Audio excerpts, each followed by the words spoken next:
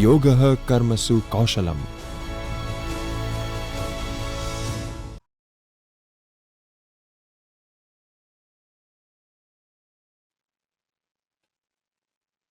Hello, I, Dr. Tanvi Kothari, Assistant Professor, currently associated with Sri Jairambai Patel Institute of Business Management and Computer Application, would like to thank UGC Human Resource Development Center, Gujarat University for providing me this opportunity to interact with you all and deliver my session on research questionnaire design. I would also like to extend my thanks to Professor Dr. Jagdish Joshi, Professor and Director of UGC, HRDC Gujarat University. HRDC Gujarat University is ranked 15 in India and number 1 in Gujarat. It is the first of its kind online refresher course in India in the year 2018, which offers online refresher program in English language teaching, which is known as an ARPIT, with record break participation of 9,000 participants in the year 2019-20. It is a very innovative and established training institute. So with this informative note, I would like to start my session on research questionnaire design. So I would welcome all you to the second online refresher course in commerce and management. Why this topic? Why research questionnaire design? Because questionnaire design is an art. It doesn't follow any science. There is no predefined process that is required to be followed when it comes to the designing of research. It doesn't follow any science. There is no predefined process that is required to be followed when it comes to the designing of research question. Theories will give the directions. Theory will help in constructing the questionnaire. But how to frame that questionnaire? What are the wordings of that questionnaire? What could be the flow of that question will totally depend on to the experience of researchers. So questionnaire design is not a one-time process. It is a continuous process and sometimes it requires 10 to 12 iterations to finalize the questionnaire. So it is not that once the questionnaire is developed, then it is the final. Sometimes researcher has to go for 10 to 12 iterations for finalizing that question. And that is why this particular topic has gained and lots of importance into the researchers community. And that is why I would like to carry on with this particular topic, research questionnaire design. So today I am going to cover the three major aspects of research questionnaire design: definition, types of questionnaire, and what is the process of questionnaire design. Let's start with definition of questionnaire. A questionnaire consists of formalized and pre-specified set of questions which is designed to obtain responses from potential respondents. That means a pre-specified set of questions which is having maybe sometimes having a predefined categories, predefined options, and the purpose of the study could be known to the researchers and as well as to the respondents. And when respondent will give the information based on that question, that particular tool, that particular instrument is known as a questionnaire. There are four types of questionnaire. That types can be based on formalization and concealedness of the question. So there is two continuum: formalized to non-formalized and concealed to unconcealed. Formalized means how many times a category or how many questions have the different options, how many responses has been categorized. That is known as an formalized. Concealed is related with the purpose of the study. Either the purpose of the study will be revealed to the respondent or not. If it is not revealed, it is a concealed. If it is revealed, it is known as an unconcealed. So based on that, there are four types of questionnaire. One is formalized and unconcealed. The second one is formalized and concealed. The third one is non-formalized and unconcealed. And fourth one is non-formalized and concealed. In most of the research studies, the type of questionnaire used is the first one, formalized and unconcealed. But when it comes to the study of psychographic and subjective constraint, which is also known as a latent construct, the second type of questionnaire will be of use. Third type of questionnaire, that is non-formalized and unconcealed, will also be used in some of the studies when comes to the focus group studies, or the interviews will be taken where the response categories have more flexibilities. And fourth categories, which is non-formalized and concealed questionnaire, where questionnaires using the projective techniques. So if researchers want to use this kind of or this type of questionnaire, they need to hire the proper trainer or psychologist who can actually understand this questionnaire and they can analyze it.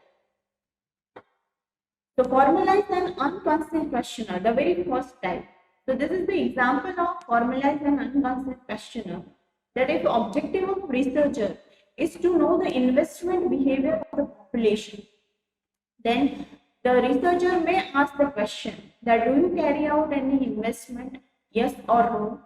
Out of the following options, where do you invest? That means researcher will give the options like fixed deposit, saving accounts, then provident fund, PPF, mutual fund, gold, right? So these options will be given and the respondent will choose from that particular option. Then who carries out your investment? If your answer is self, go to question 4. That means again some of the options will be given like self, any organizations, through the broker, through the consultant, right? And if respondent will choose the self, then they can answer the question 4, otherwise they can skip it. So what is your source of information for this decision? So from where you get this information about your investment decision, right? From internet, through the news media, through the newspapers, right? Through the brokers. So the advantage of this kind of questionnaire is that they are very easy to administer, and at a time it can be administered to a larger number of people. At a time you can give this questionnaire to say for example 100 respondents. So reliability and validity is high because there are fixed categories of responses are there. That's why the quantification of it is very easy, and that is the reason that this kind of questionnaires are highly used. The second type is formalized and concealed question. The concealed questionnaire tries to reveal the latent causes of behavior, which cannot be determined by direct question. It makes basic values, opinions, and beliefs.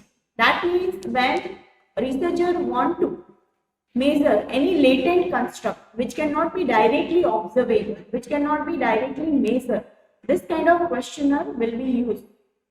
So say for example, that researcher wants to know the perception and attitude of people towards reading, then directly asking the question that do you like reading or not, right? It is better to ask them the indirect question. So what are that questions? That individual today is better informed about everything than before. Books are the best friend anyone can have. So respondent can respond on this strongly disagree to strongly agree statement, and whatever the information the researcher have, they can analyze it and identify that what is the perception or the attitude of individual towards the reading as habit. This question do not seems to be in a particular direction and they are not threatening, because when respondents are responding to it, they will not feel it that we are collecting the information about them. And these are indirect questions. The advantage of this kind of questionnaire is their structure, subject coverage is wide, and it has the high validity and reliability as that of the first type. The third category is non-formalized unconcealed questionnaire, where unstructured questionnaire allows respondents to express his or her attitude in a liberated and uninhibited manner. Rather than giving respondents pre-designed response categories, it is better to give them unstructured questions. So it's basically an open-ended question where predefined categories like yes, no, mutual fund, saving account, and all these categories will not be given to them. They have been given the freedom, independence to answer on their own. So, for example, the we can say this type of question are: why do you think Maggi noodles are liked by the young children? Give your opinion about COVID-19. How do you generally decide on where to go for holidays? Like the advantage of this kind of questionnaire are respondent can respond in any way. So validity can be higher. But the major disadvantage of this kind of questionnaire is that quantification is tedious. Because if the researcher have 30 respondent and all 30 respondent has respond on their own way, so to categorize them, give them the quantity or coding will become a tedious task for the researcher. And the fourth category is non-formalized concealed questionnaire. As earlier I said, to carry out this kind of studies, it is required to have a trained interviewer or investigators. So when the objective of the research study is to uncover socially unacceptable desires and latent or subconscious and unconscious motivations, the investigator makes use of questions of low structure and disguised purpose. So when researchers is studying some socially unacceptable desired topics, like say for example prostitution or intimate relationship or some unconscious motivation factors, they would like to identify that why the particular objects is liked by someone, why someone has that much attention, or we can say that much attraction or that much bonding with their home, their bikes, any of the products. So when this is the purpose of the study, then this kind of questionnaire will be useful. Again, I am repeating that for using this kind of questionnaire, it is required to have a trained investigators. Then which type to use when you are doing a research, when you are doing a survey? Then selection is based on study prerequisite. So what are the prerequisites? First, it is required to identify the characteristic of the population. That means the characteristic of the respondent. What is their characteristics? Are they illiterate? Are they literate? Right? That will decide then what kind of questionnaire will you form and how you are going to form that questionnaire. Then population spread, where your respondents are living. If they are living in the different corners of the country or different corners of the area, it is large and dispersed, then it is better to have a self-administered, formalized and unconfirmed question rather than having any other type of questions. And study area. If what is the topic of study? Sensitive topic, like as I said, that prostitution, intimate relationship. Sometimes the income distribution can also be considered as a sensitive topic. So if the topics are related to such, then it is better to go for non-formalized kind of type of questionnaire rather than going for the formalized and unconcealed kind of question. So what is the purpose, and based on that the type of questionnaire can be decided. Now the next stage is the process of questionnaire design, or we can say questionnaire design procedure. So any questionnaire can be designed in the three phases. Phase 1, which is pre-construction phase, phase 2, which is the construction phase, and phase 3, which is the post-construction phase. So when it comes to the designing of the questionnaire, it is, as I earlier said, it is a lengthy process. Sometimes it is required various iterations to be carried out, and that is why sometimes researchers will use the questionnaire which is already been framed by the other research, and that will make the research more objective. Because say for example, when it comes to the study of consumer perception, then already someone has framed the questionnaire, already someone has passed through all these processes, has carried out various iterations. Then to use that questionnaire is not at all a wrong technique, but it requires again it requires some of the steps to be followed. Right. So that is also another way to design the questionnaire for your research, but this is the process which is generally followed to design the questionnaire. Phase 1, pre-construction phase, phase 2, construction phase, phase 3, post-construction phase. So let's discuss each step in detail one by one. So let's start with pre-construction phase. So pre-construction phase, it again divided into the 3 stages. The first is specific required information in the light of research objective. So what is the objective of any research? Will work as a flashlight to define your question or to design your question. Because if research objective is clear, then researchers have a clear-cut idea that what are the informations they are looking from the respondents. So once the research objective is clear, it is required to split the research objective into the information need. So what are the information? As a researcher, I want to fulfill this particular objective. Sometimes that information need can also be found out through the literature review. Right? And literature review will help in defining the research objective very clearly. So once the research objective will define, then it is required to split the research objective into the information need. So say for example, as a researcher, if my objective is to know the attitude of consumer for mall shopping, that I would like to study the attitude or say preference of consumer while they are shopping from the mall. So what are the information that are required? I need an information related with the demographics of my respondent. There is the requirement of the information which is related with which kind of mall they prefer while they are shopping, which kind of product they will buy from that mall, what are the spending preferences when they are visiting a particular mall, what are the mall characteristics that they like, so they are purchasing from a mall. So all this information I need. So I have split my research objective into the information need. So that is the first step. Once it is done, then it is required to identify that who are your respondent or what is the characteristic of a respondent.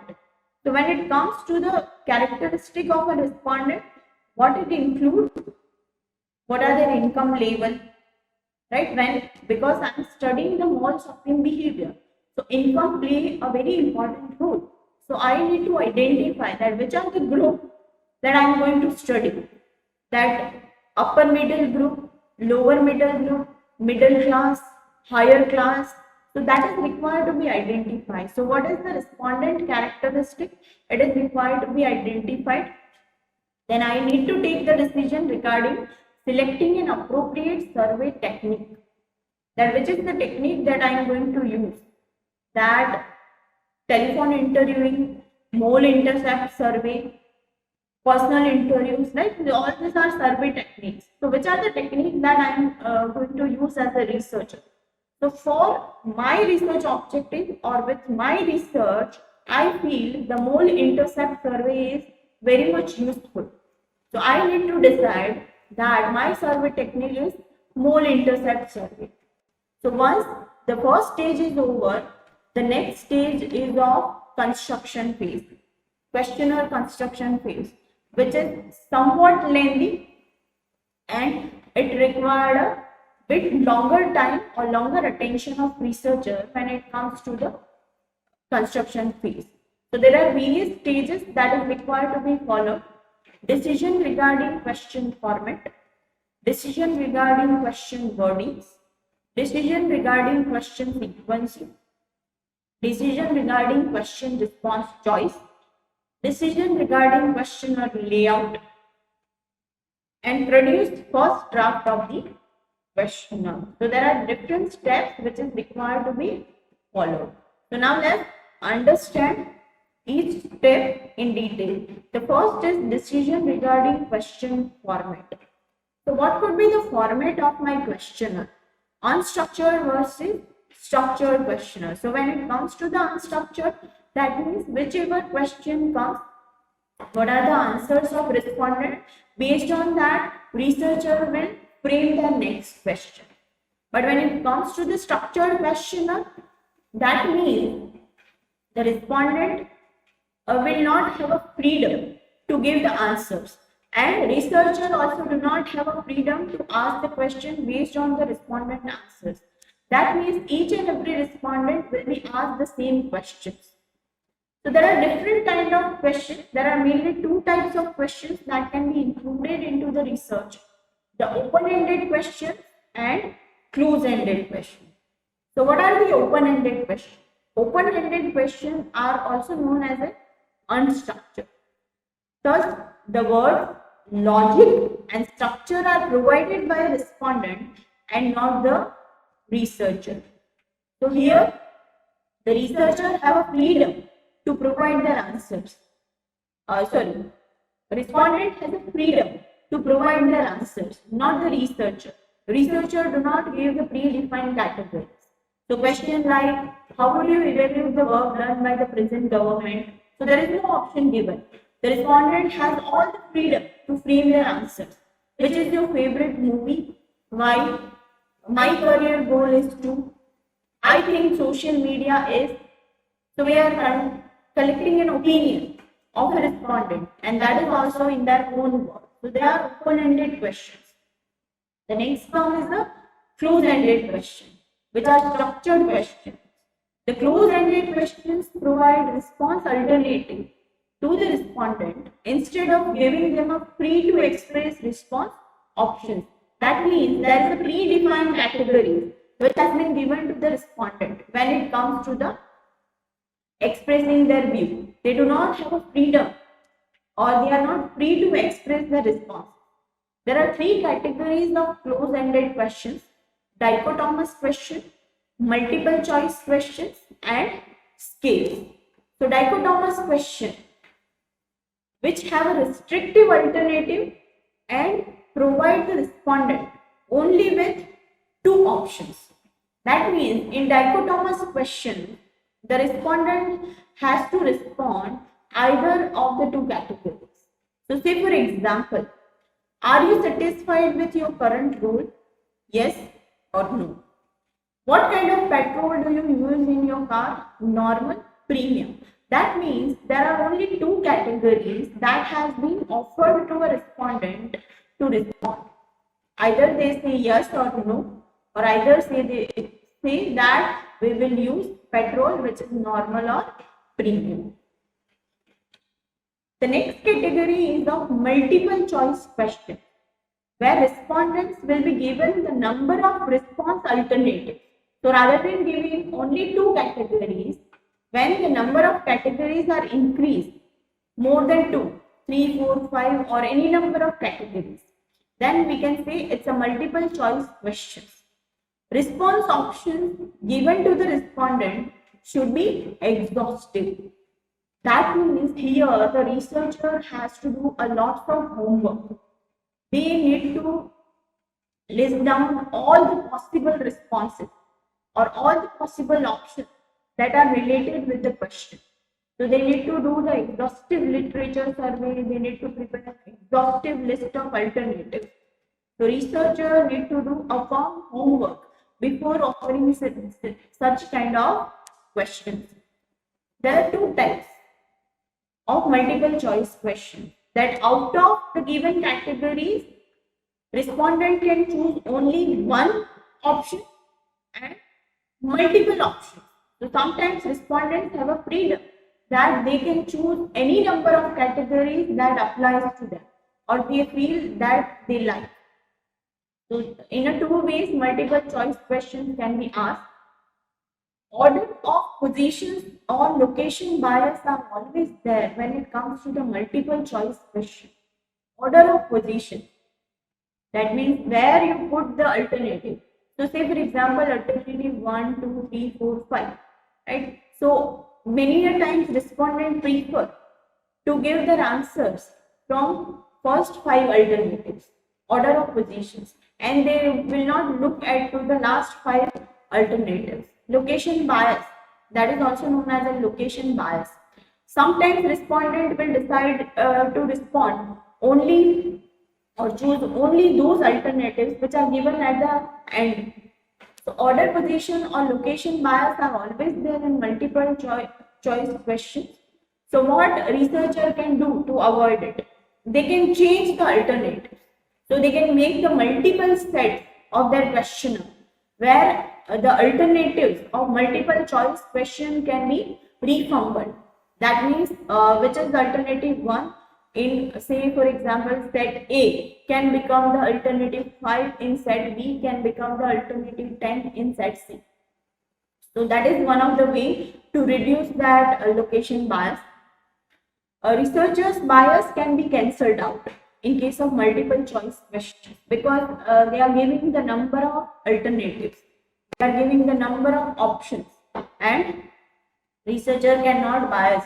And to reduce the researcher bias, it is required to give the last category as the other. So if I give the 10 option to the respondent, then my 11th option is other. So maybe they will not prefer out of this 10. There is something else which they prefer. So there is always a category of other which can reduce the researcher bias. Pre-designed response options are there. So it will be easy for respondent to select out of that option, and that will increase the validity and reliability of your question because quantification will again become easy. So when you are able to quantify your data, it is easy to apply any of the statistical analytical techniques for the analysis purpose. Administering them might be easier, but designing exhaustive multiple choice questions is a challenge. As I say, it requires lots of homework and lots of hard work from the researcher's side to prepare the list of multiple choice questions, because you need to prepare the exhaustive list of alternative, and even after that it is required to give the option of other.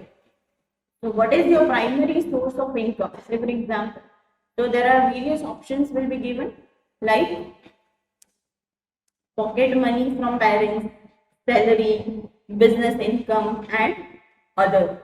So that will give the respondent that they can respond from either of these three and they can choose other.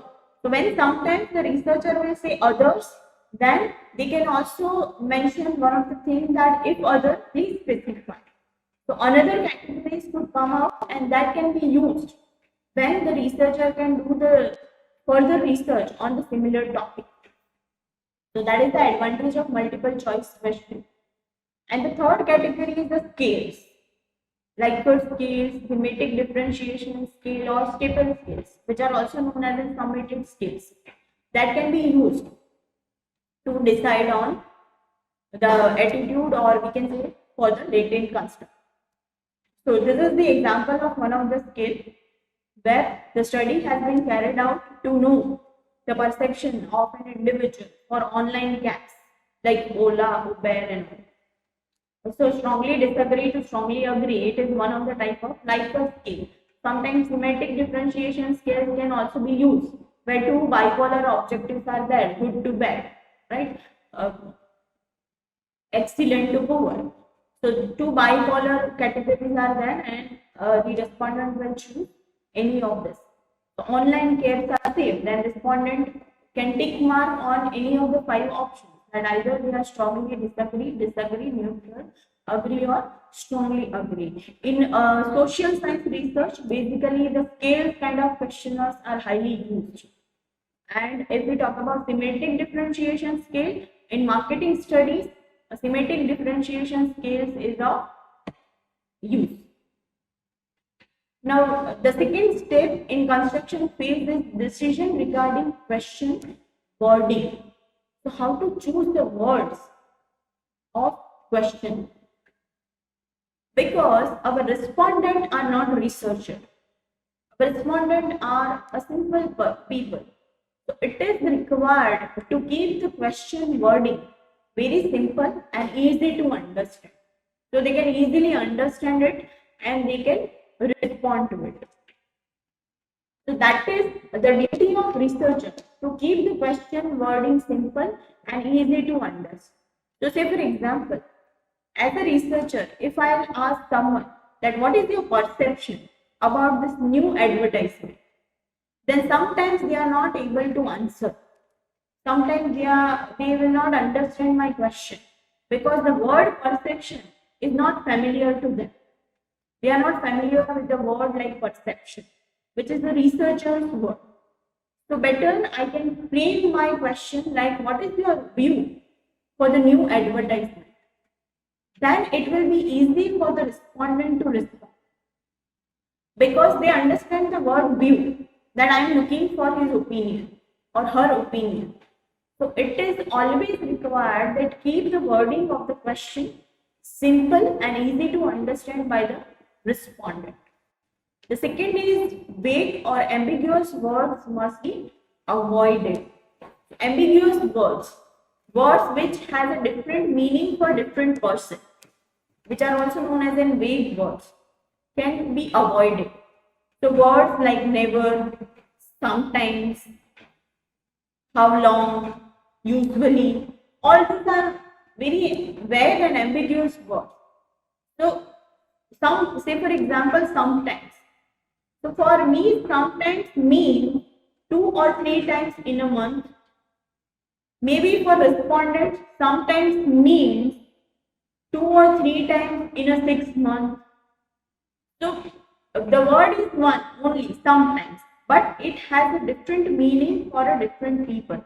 So better to avoid this kind of words. So say for example, if I'm asking, if I'm doing that mole survey, attitude of customer, and I would like to know that what is their spending preference, and I will ask them the question like, in a year, how much you will spend on shopping? Very much, much, reasonably well, less or very less. Then each word has a different meaning for me and different meaning for respondent.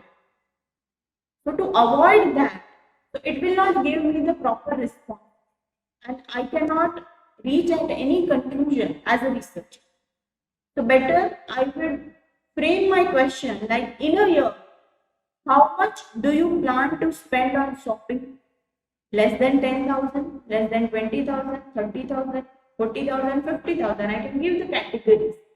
So it will avoid the ambiguousness of the words. So that is required to be keep in mind when it comes to the framing of question. Then double-barreled questions must be avoided. That is the most important criteria. Double-barreled question must be avoided. That means researcher has to avoid to ask the two questions at a time, like word using and or, that could be avoided. Otherwise, what happens? That respondent is confused that for which question they are answering, and sometimes they like the first question but they do not like to give the answer for the second question. And sometimes it might happen that when they give the answer for the second question, it is automatically lead them to answer for the first question. So say for example, that if it is been asked to the respondent, on weekends, would you prefer an outing with your family members? And what is your favorite place to go for outing? So this two question has been asked as a one question. So if respondent will respond to the second question, that say for example Science City, right? Then it is automatically reflected that they like outing with their family members. So that these are known as a double-barrel question. So better that researcher will ask the two questions.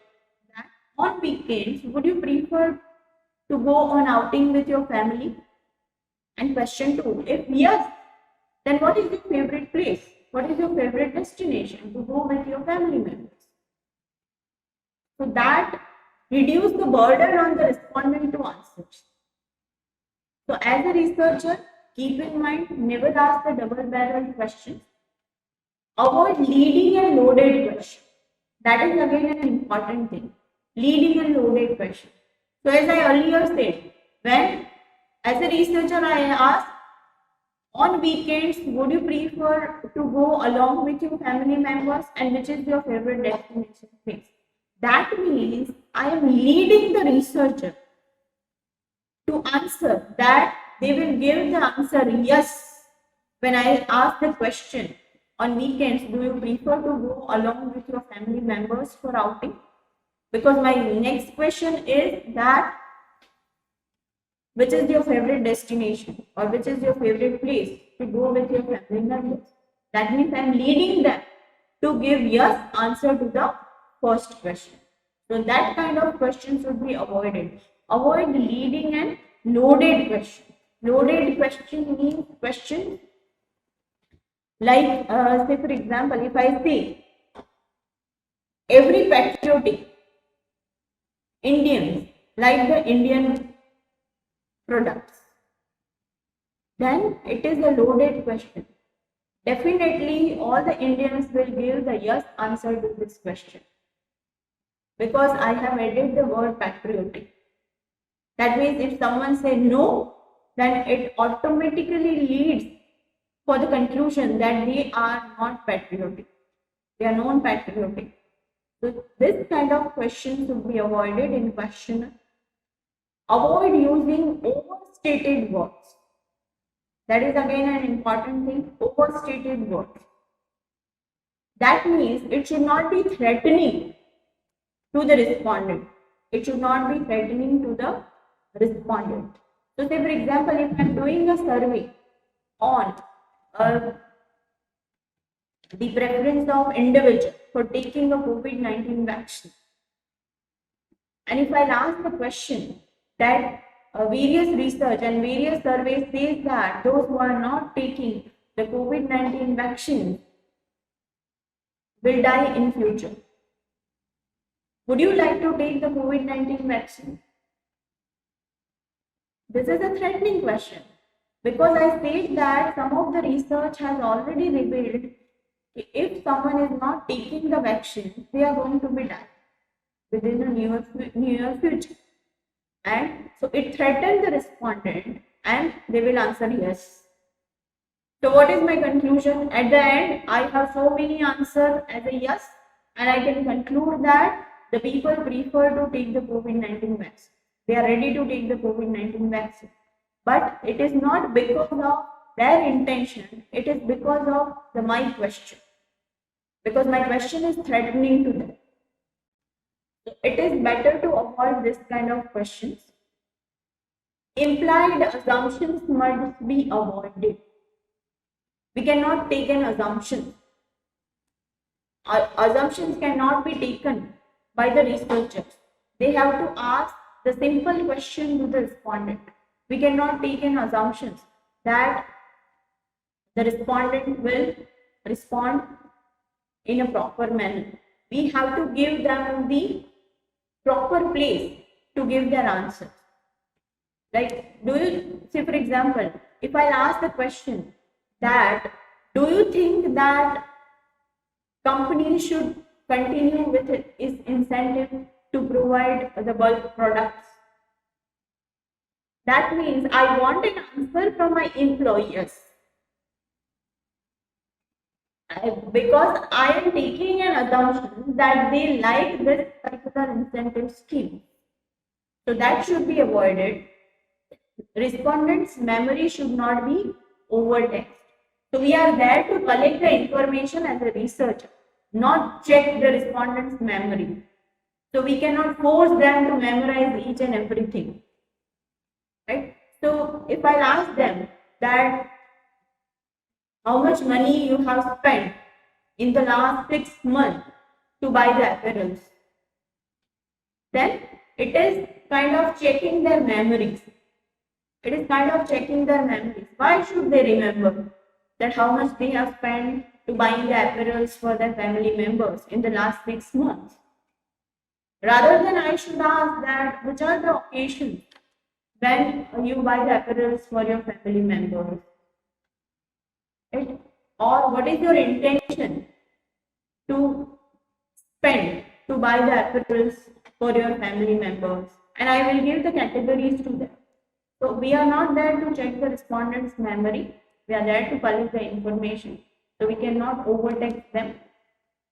Generalization and estimation must be avoided. We cannot generalize any answer. We cannot take the assumptions, as I said earlier, that implied assumptions must be avoided. So same way, generalization and estimation must be avoided.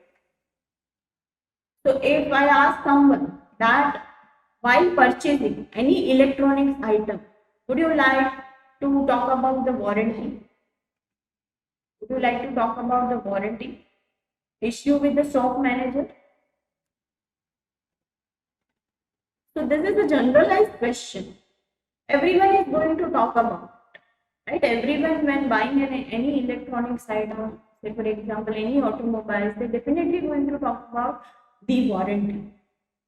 Then my question should be, while purchasing the electronics item, will you be likely to discuss the warranty issues with the stock manager or the manager of the retail firm?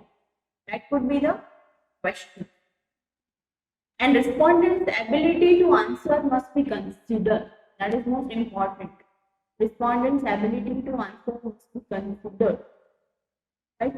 So say for example, that after few years, so in say 2035, if I am doing a survey on COVID-19 and what is the condition before COVID-19 and what is the condition after COVID-19, then who are my respondent, or who are eligible respondent rather, I see, right? So yes, there are also kids are also there, 3 years, 5 years, 2 years. Are they eligible to answer this question? No. What is the change in economy? What is the change in working condition? If I am studying that, then kids, youngsters are not the eligible candidates.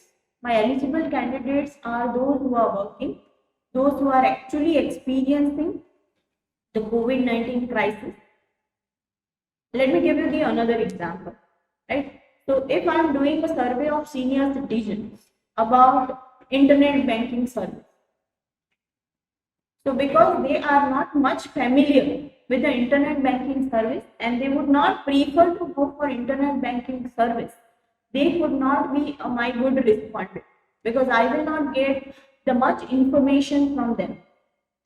So respondent's ability to answer must be considered before deciding your target population. That are they able to answer your question? Are they able to respond to you? So these are the issues that is required to be considered when it comes to the question wording. Then next step is decision regarding question sequencing. So how to sequence your question? What could be the flow of your question? What could be the first question, second, third, and like that? What could be the different questions that could be asked? So first is the screening questions. So sometimes it is difficult to identify the respondents. So better to ask the first question, which is the screening question. Like when I'm doing a survey on, say for example, Samsung mobile. So my first question is, have you ever used the Samsung mobile? If respondents say yes, then they are my respondent and they can go for the further questions to attend. But if they say no, then they are not my respondent because they have never used that product. Then how we can answer about the features, qualities, or characteristic of the products? So first question can be a screening question. Sometimes you have a very defined respondent. At that time, it is not required to have the screening question. The second question is the opening question, where this kind of questions are used to make the respondent comfortable. So they can be familiar with the purpose of your study. You can asking their opinions as a researcher, so they feel comfortable. So when I'm doing a survey about Samsung mobiles, then my first question could be, so are mobiles is occupying the Indian minds? So that could be my open question, and they can express their views that how the mobiles are occupying the Indian minds. Then comes your transition question. That means the question which are related with your variables. Any number of variables, 1, 2, 3, 4, whatever the number of variables you have, that all can come into the third phase, that is known as a transition question. That is your exact category. That your first 5 questions measure the one variable, your second question will measure your second portion will measure the second variable in that way. So first 5 questions measure the work-life balance, second 10 questions will measure the emotional intelligence. So they are known as a transition question. The fourth category, if it is there in your question, that is difficult to answer question, where the respondent need a time to respond. Multiple choice will be given, or they need to think about giving their responses. So that kind of question will become at the fourth stage. Then identification and categorization question. That is a question which can help you in identifying a respondent. That means question about their demographics. Like you can collect the information about their name, email address, telephone numbers. All these are identification questions. So sometimes to maintain the confidentiality, it is not required to ask the identification questions. But categorization questions are always there to measure the demographics of your respondent, like in which gender, their income level, experience, right? Their age groups, all this kind of questions can come after that. And logical order of questioning. So that is totally depend on to the researcher, that how they need to arrange this question, right? So sometimes some researcher will ask the transition first screening questions, then they do not have opening questions. They will directly ask the transition questions, and then comes the categorization questions. Some respondent will start, some researcher will start with the categorization question. That is totally on the discretion of the researcher, that how to logically arrange or order their questionnaire. So it is totally depend on to the researcher and their experiences, that how they will decide their question sequence. Then decision regarding questions response choice. That means how many categories it is required to be given. So it is important to understand that too many response choice will burden the respondent, and he or she will perplexed while answering. So if I give 20 options, then they need to read the 20 options, then they again have to go to the each options, and then they need to select. So it increase the task of respondent. Sometimes if 2 or 3 categories will work, then it is not required to give them more categories. And even it is not required for the respondent to think about it. Right? So it is on researchers that they need to decide what could be the response choice. What could be the questionnaire layout? Decision regarding questionnaire layout. So the layout must be on a good quality paper.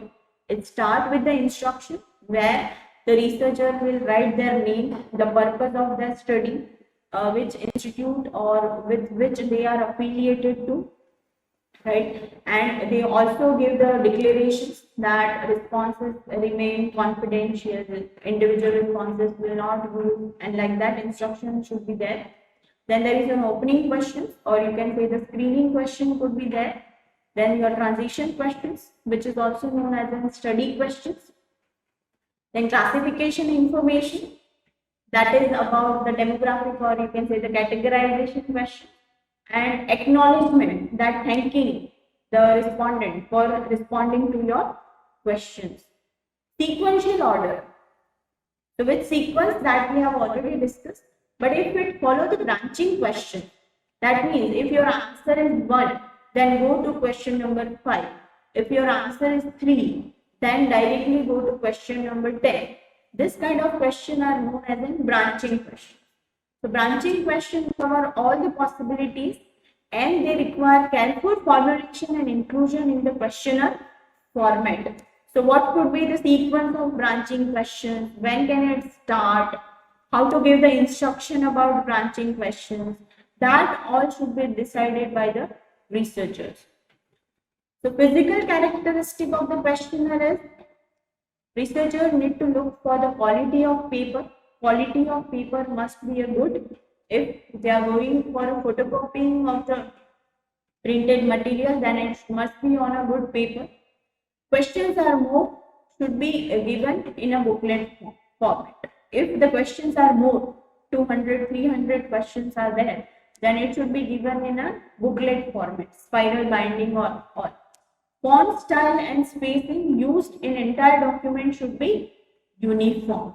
So it's not like that somewhere you use the Times New Roman, somewhere you use the Calibri, somewhere the size is 16, somewhere the size is 12. It should be uniform. So title has a 14 size, and then when it comes to the categories, it has a 12 size. Use color paper for branching question.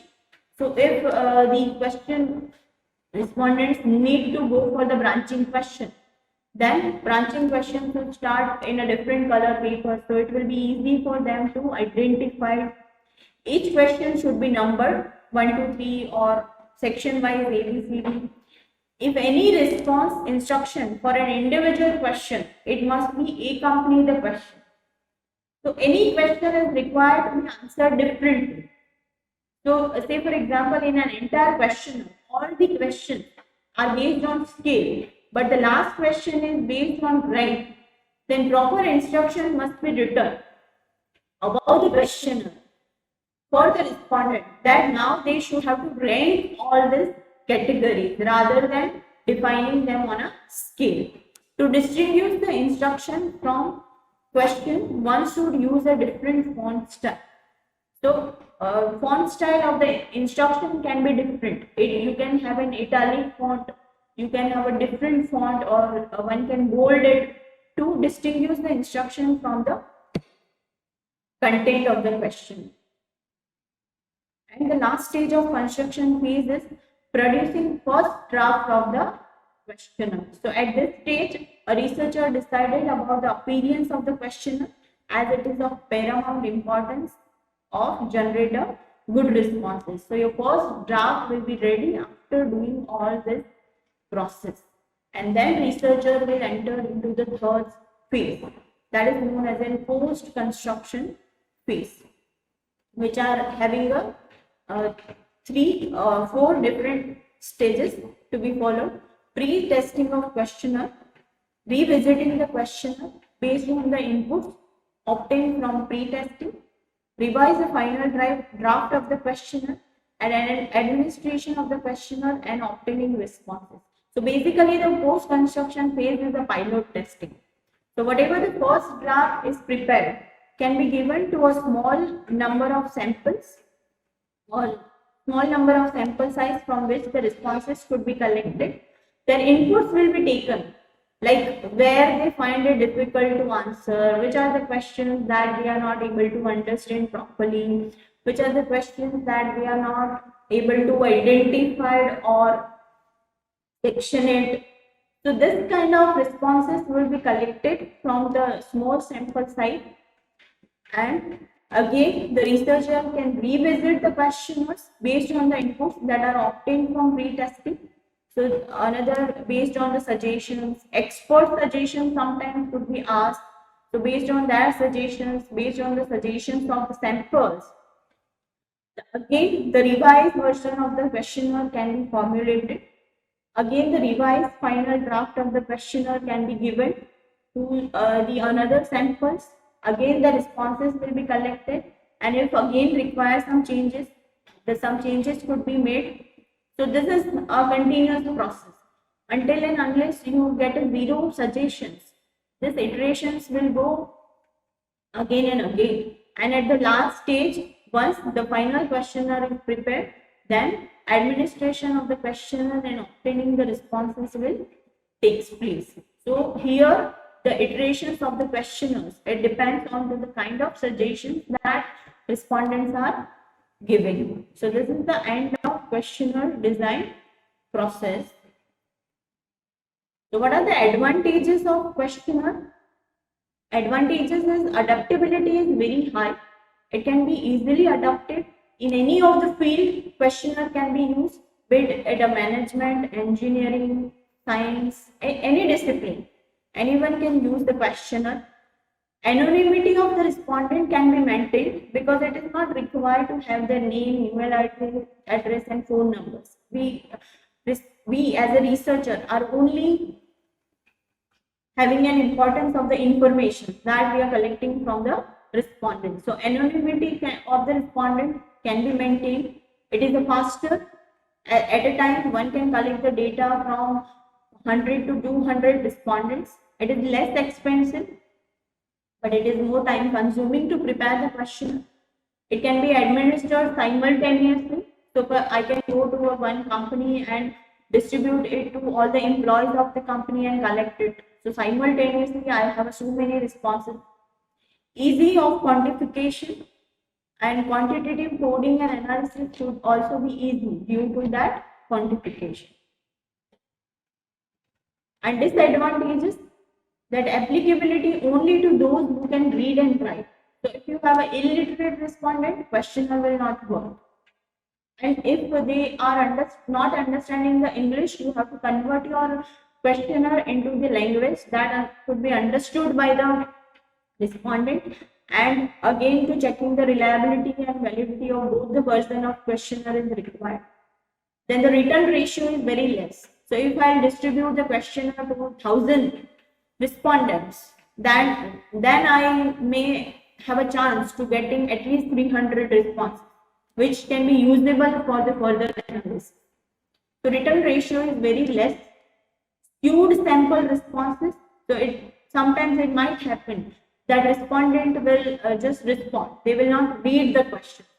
They will just make some pattern, like they will give answer all the fours, or with 1 2 3 4 4 3 2 1 in that way. Clarification with the researcher might not be possible. So if respondent has any doubt, or if they are not understanding any question, then at this particular stage, clarification is not possible with them. So that is all about questionnaire design. I hope you have a good learning, and now you have an understanding that how to design the questionnaire. Thank you.